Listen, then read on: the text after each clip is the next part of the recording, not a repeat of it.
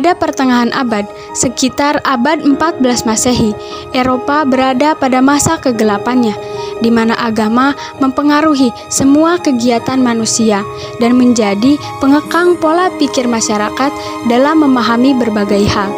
Di samping itu, Islam berada pada masa keemasannya di bidang sains, teknologi, dan filsafatnya. Ilmu pengetahuan berkembang dengan pesat. Kekuasaannya pun mencapai wilayah Eropa. Melalui Islam, dunia barat mendapat jembatan sebagai akses untuk mendalami dan menginovasi ilmu pengetahuan. Pengaruh ilmu pengetahuan Islam atas Eropa membidani gerakan-gerakan penting di Eropa. Gerakan-gerakan itu adalah kebangkitan kembali kebudayaan Yunani klasik atau Renaissance. Islam masuk ke Eropa melalui beberapa jalur. Di antaranya, yang pertama Spanyol. Spanyol berada di bagian selatan semenanjung Liberia. Spanyol dikenal dengan Andalusia. Penamaan ini berasal dari kata Vandalusia yang berarti negeri bangsa Vandal. Karena di wilayah tersebut pernah dikuasai bangsa Vandal sebelum dikuasai bangsa Gothia pada abad ke-5. Wilayah ini berhasil dikuasai Islam oleh penguasa Bani Umayyah, yaitu Khalifah Al-Walid Ibnu Abdul Malik yang merebut tanah semenanjung dari kekuasaan bangsa Gothi Barat.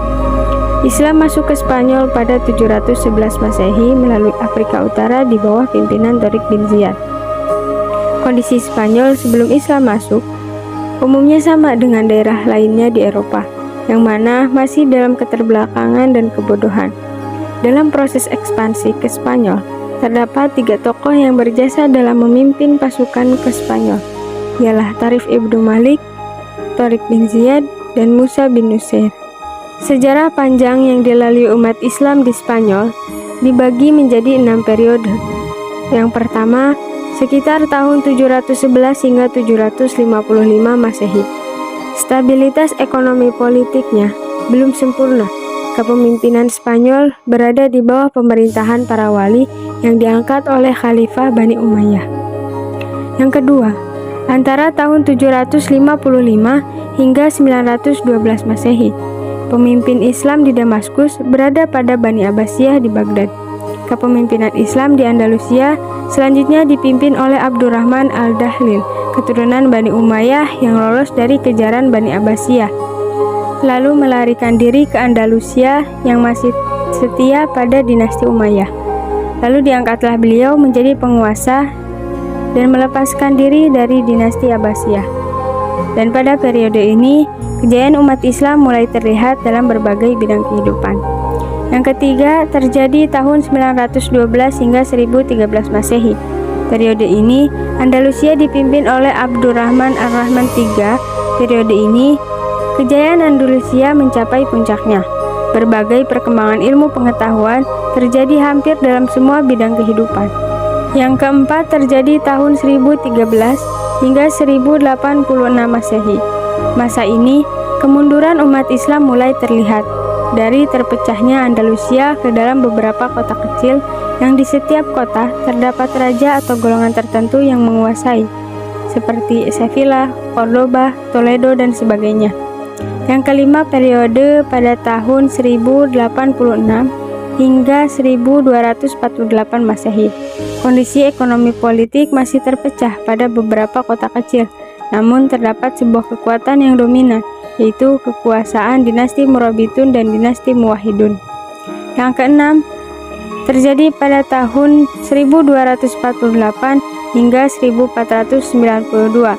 Umat Islam mulai kehilangan kendali atas Andalusia.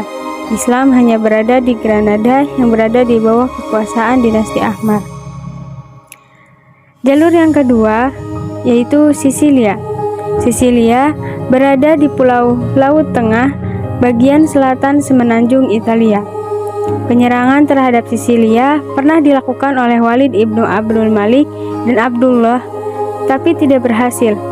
Sisilia baru ditaklukkan setelah pangeran dan komandan angkatan laut Bizantium, yaitu Komander Ephemius, pada tahun 827 Masehi mengundang Sultan ketiga dari dinasti Bani Aghlabiyah, yaitu Zidayatullah, untuk melakukan intervensi ke wilayah Sisilia.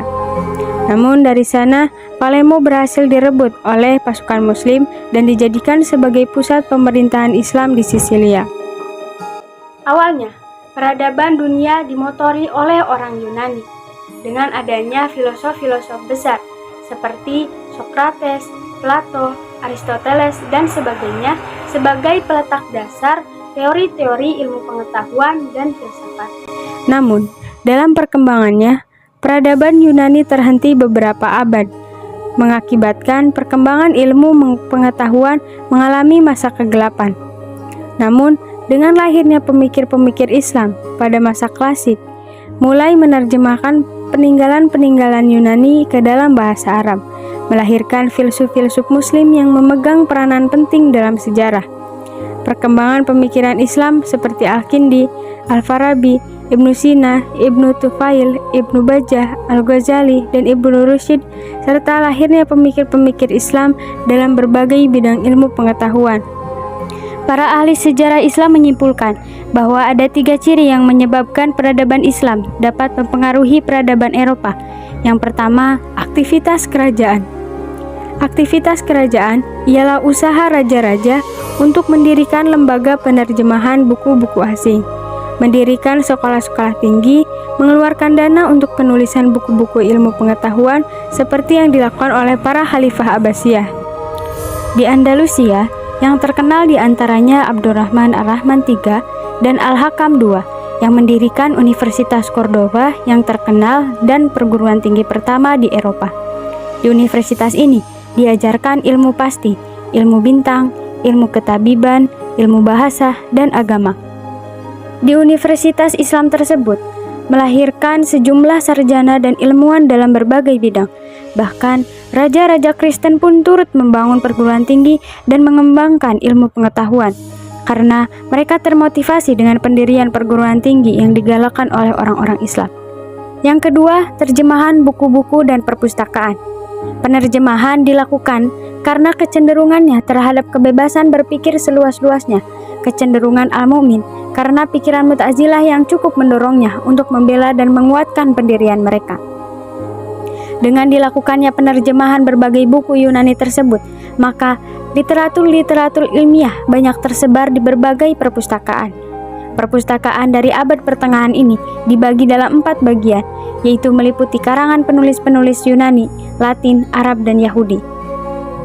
Oleh karena zaman ini sedikit orang yang mengetahui bahasa asing, maka buku-buku bahasa Yunani hanya dikenal orang dengan perantaraan buku-buku terjemahan tersebut.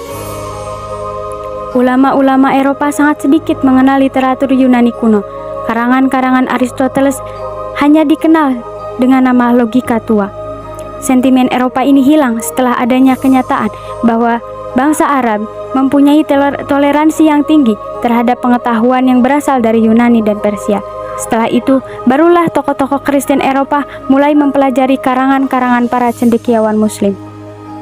Yang ketiga, pengiriman mahasiswa. Sejarah mengakui bahwa sekitar abad ke-10 dan ke-11 Masehi, Andalusia merupakan negara yang termaju di Cordova dan merupakan kota tersohor di seluruh Eropa. Di seluruh Spanyol pada masa itu, terdapat 4 akademi dan 1 universitas. Spanyol merupakan sumber ilmu pengetahuan yang masyhur di Eropa. Mahasiswa-mahasiswa mengalir ke Spanyol dari Perancis, Italia, dan negara-negara Eropa lainnya untuk mendalami ilmu pengetahuan yang kemudian disebarkan di negeri mereka. Dengan demikian, akibat keterbelakangan yang dialami oleh bangsa Barat, mereka haus dan antusias untuk mengadakan kontak dengan peradaban Islam. Abad ke-13, seluruh buku-buku filsafat Ibnu Rushdi telah diterjemahkan ke dalam bahasa Latin dan telah dipakai di berbagai sekolah tinggi di Eropa. Seterusnya, salinan buku-buku pengetahuan Muslim ke dalam bahasa Eropa terus berjalan. Laju pertumbuhan dan perkembangan ilmu pengetahuan pada zaman Renaissance mengalami kemajuan yang pesat. Kemajuan ini dicapai sebagai hasil kerja keras dari ilmuwan Muslim yang telah berusaha memindahkan ilmu-ilmu tersebut ke Eropa. yang selanjutnya dikembangkan oleh para cendekiawan Kristen Eropa. Adapun kontribusi peradaban dan pemikiran Islam jika ditinjau dari beberapa aspek, yaitu ilmu pengetahuan, teknologi, politik, dan agama. Itulah sejarah masuknya Islam ke Eropa dan kontribusinya bagi kebangkitan Renaissance di Eropa. Wassalamualaikum warahmatullahi wabarakatuh.